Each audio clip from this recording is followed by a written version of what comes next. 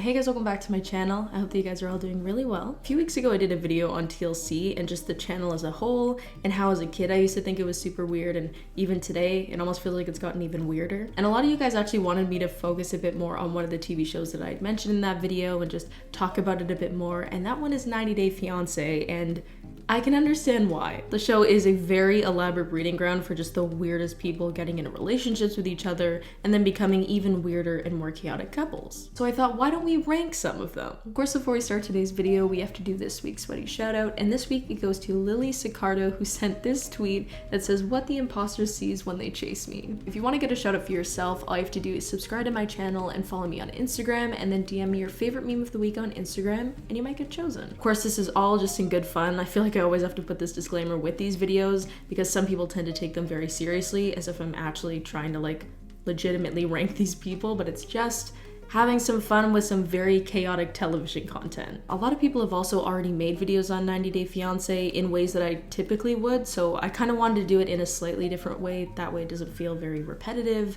and I also just like ranking videos, if you couldn't already tell. Before we start today's video though, I did want to give a quick shout out to today's sponsor, which is ExpressVPN. If you haven't heard of them before, ExpressVPN is a VPN service that I've been using for well over a year now. What's great about using ExpressVPN is they keep my online information secure and help protect my privacy online too by encrypting all of my data and hiding my location, so my internet activity actually stays private. My favorite feature though is definitely the content unblocking feature. I'm sure if you've used Netflix before, you know that they like to pick and choose which movies and TV shows you can watch depending on the region that you're living in, which can be very annoying. But with ExpressVPN, it doesn't even matter that I live in Canada and that shows like Billy on the Street can only be watched by US users, because I can just use ExpressVPN to pretend that I'm in the States and watch it all I want. How this works is that every device has a unique IP address that can be traced back to you. But when you use ExpressVPN, your connection gets routed through one of their 3,000 plus servers, hiding your real IP address and replacing it with one of their own. This means you can browse the web anonymously with servers in 94 different countries, which means you've got a massive variety of places you can choose to appear from. And on top of all that, they've got the fastest speeds, 24/7 customer support, and it's just super easy to use in general because it only takes one click to fire up the app and connect. So if you want to check out ExpressVPN for yourself, find out how you can get 3 months free by clicking the link in my description box below, which is expressvpn.com/KCAonso. Thanks again to ExpressVPN for sponsoring today's video. If you're interested, definitely check out that link in the description box, but otherwise, let's get to the video. I also want to preface this video because I know there's a lot of people that are like die-hard 90 Day Fiancé fans that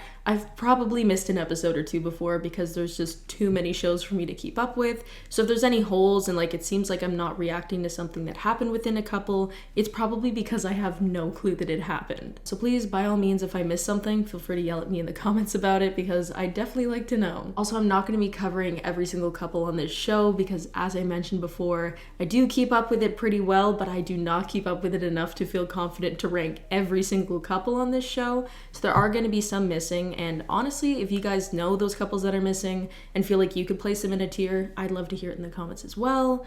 Kind of look at it as a collaborative group project. Sorry in advance to anyone who's in Zoom University right now. I know the term group project is quite triggering, but this will be a fun one. First, we have to introduce the tiers. We're going to start from the bottom and then work our way up, as we usually do in these videos. And the first tier is the throw the whole couple away tier. I feel like this tier is probably pretty self-explanatory. If you end up here, we're just going to be doing a little like and pretending you never existed. Of course, there's going to be couples on here that end up in different tiers that technically should also be in the throw the whole couple away tier, but I feel like the couples that end up in this tier specifically are ones that like have to go. Like, all of these couples in a way have to go, but these ones, they've got to go. Why does my MacBook have to start screaming like that? Next, we have the grunting Nicki Minaj audio file tier. If you're in this tier, you guys have had some serious fights. Like, I'm talking about just constant tension, which it sometimes is definitely entertaining to watch, but also is equally parts concerning. After that tier, we have the Ed Sheeran's discography tier.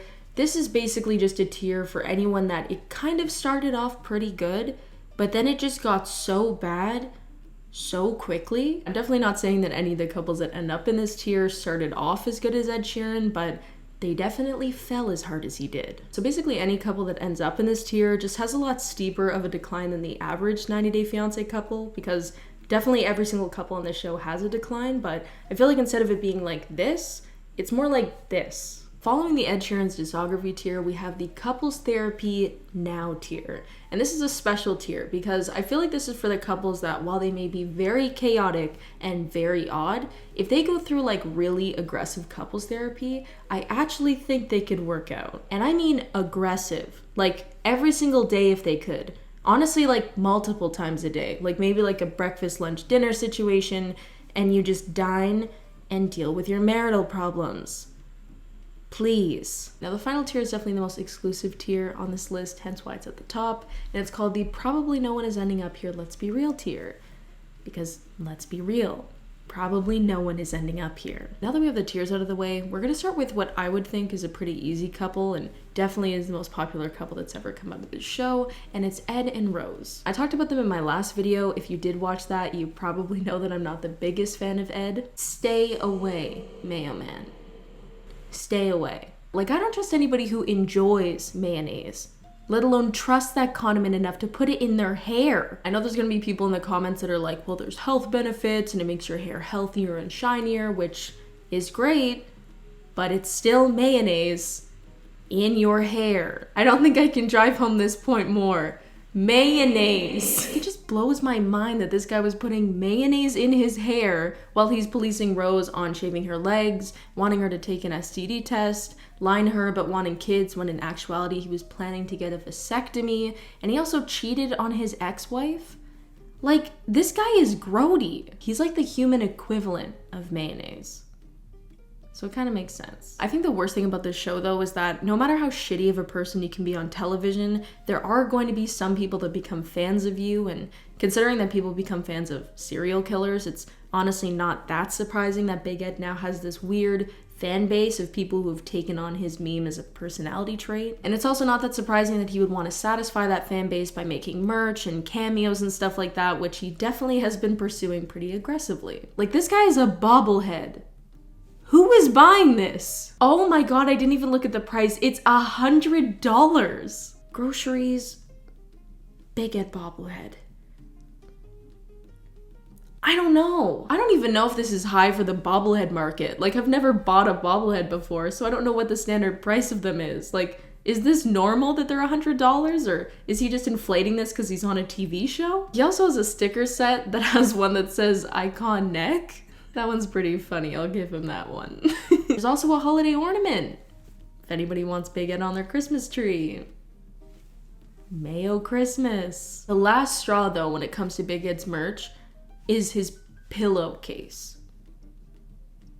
Like an actual pillowcase. I would love to speak to whoever made this decision, like whoever made it part of the merch collection and was like, that is a good idea. Because of course it's a given that he's gonna put out things like mugs, stickers, corona masks. Like, we know he's gonna do that. That's pretty expected. But a pillowcase. What the hell? Man, I had such a good sleep last night.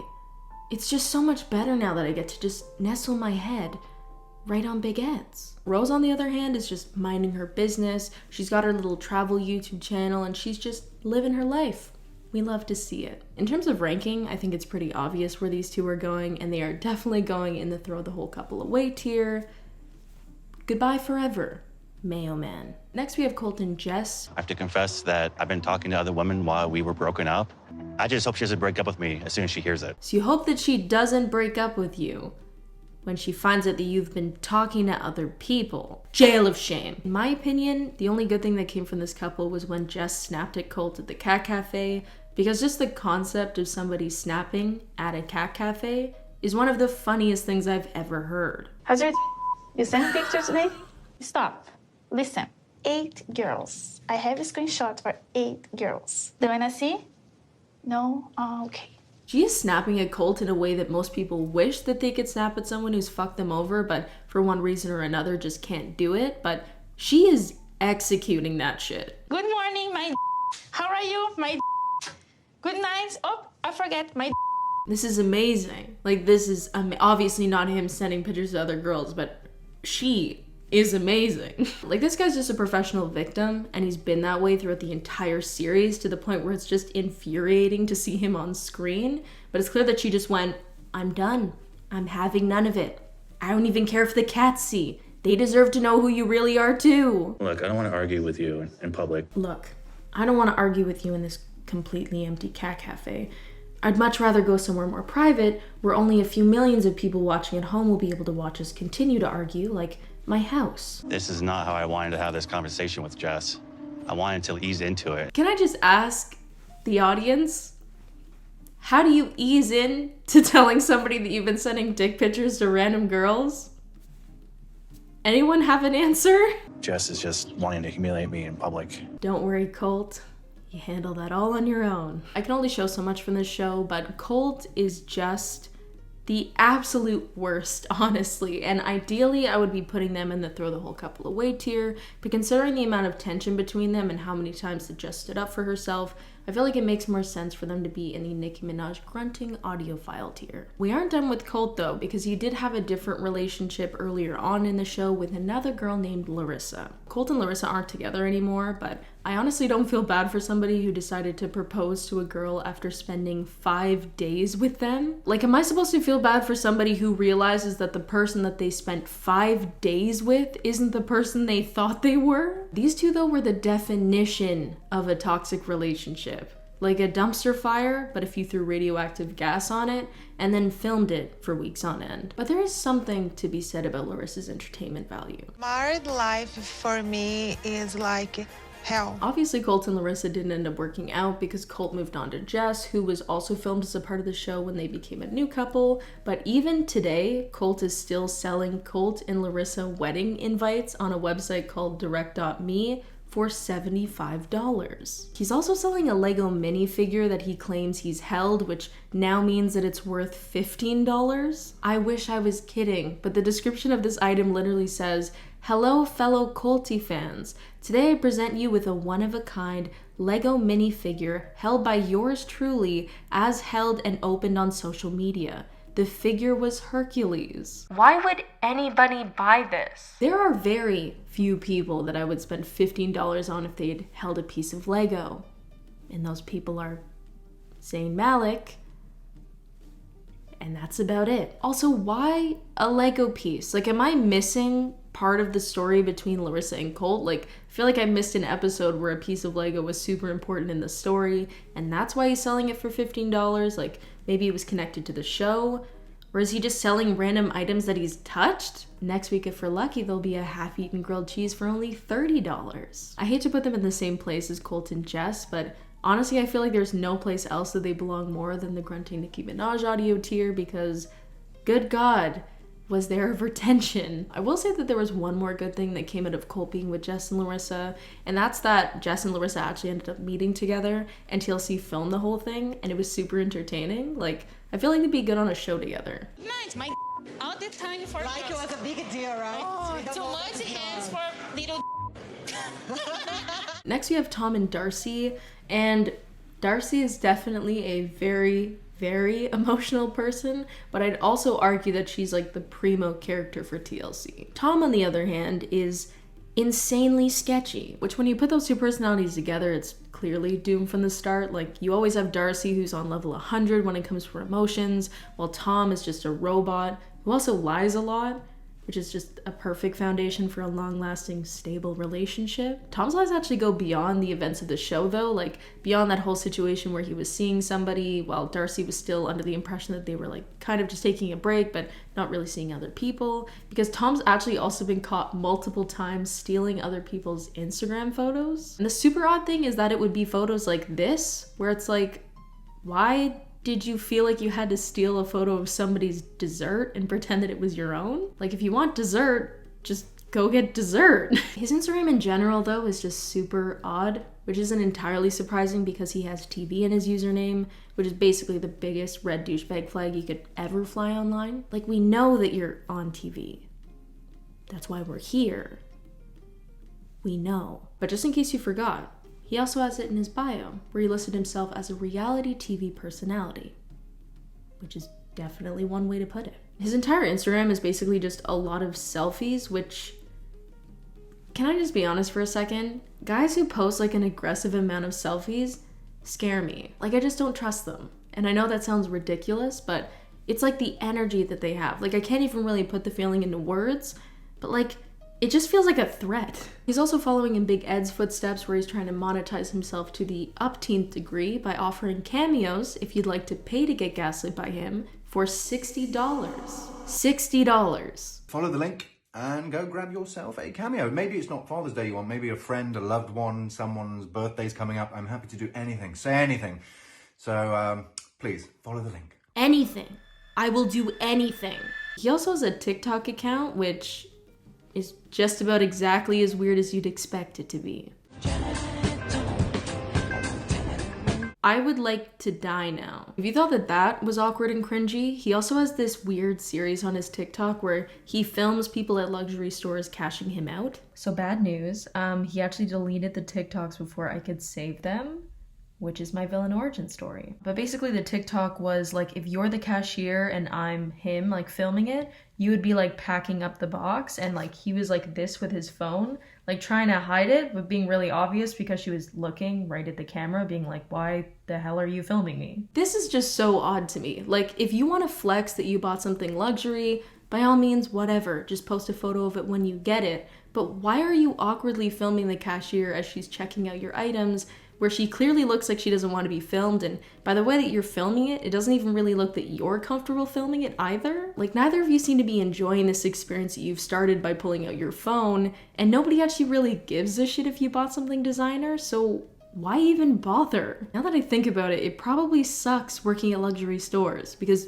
you know the only people that are dealing with people like these are people that work in luxury stores. Like, this shit isn't happening at the Gap. While Tom is very open and public about a lot of areas of his life, Darcy, on the other hand, has decided to go private on her Instagram, where she has 1 million followers, which was an interesting choice. So I can't really say much in terms of what she's been doing on Instagram because I can't actually see her account because it's on private. But in general, I feel like while she can be entertaining to watch, and she seems like a very sweet girl who just has very emotional tendencies that work against her a lot of the time, I feel like she honestly needs to just get off TLC, even though technically her personality is a perfect fit for the channel. I feel like it's probably best if she just leaves. But if we're being honest, she probably will not be leaving TLC anytime soon because she very clearly enjoys fame and attention. In terms of ranking these two as a couple, I want to say grunting Nicki Minaj tier by far, based on the energy of this clip alone.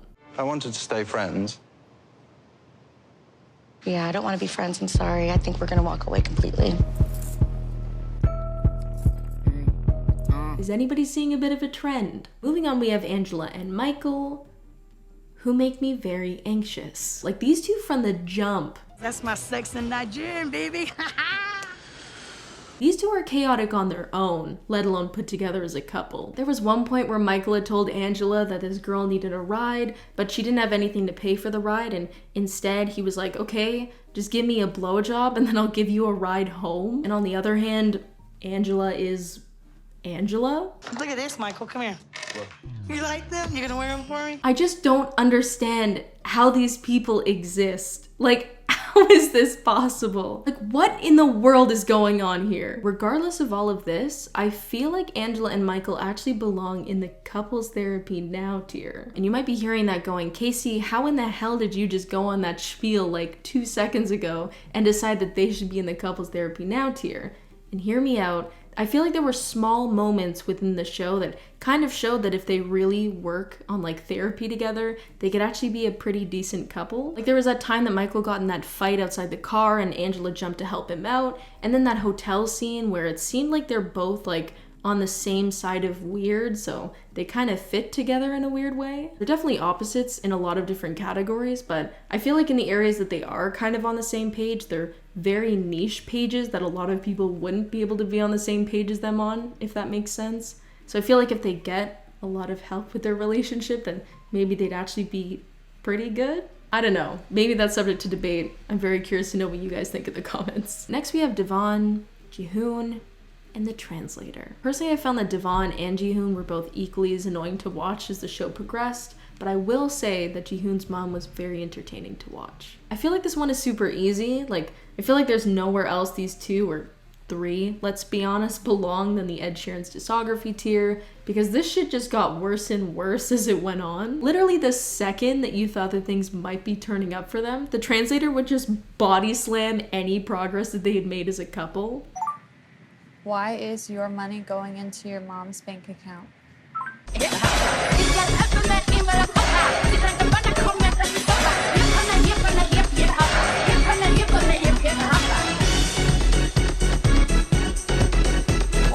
Hello again.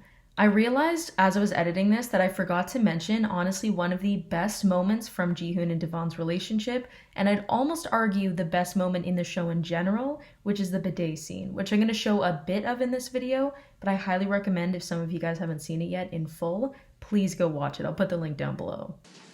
So clean my ass. I don't know American style, but bidet is very, very cool. After you put bidet, clean your ass. You have natural end.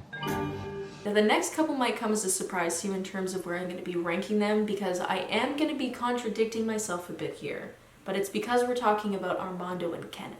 I love them. They are a top tier couple, which means that they'll be going straight to the probably no one is ending up here tier, because that's what they deserve. They are so cute. I have no notes. I hope everything works out for them. Moving on from that couple, we have Brittany and Yazan. I love Brittany so much. She is so funny. This girl literally pulled up to a foreign country with no idea what the cultural norms were like there, going, hey, where's the party? Let's get it going. Who wants some Patron? In terms of ranking though, I feel like there's honestly no place else they belong than the grunting Nicki Minaj audio tier, because oh my god, they fought so much. Like, you don't respect Islam. Is gossiping a part of Islam?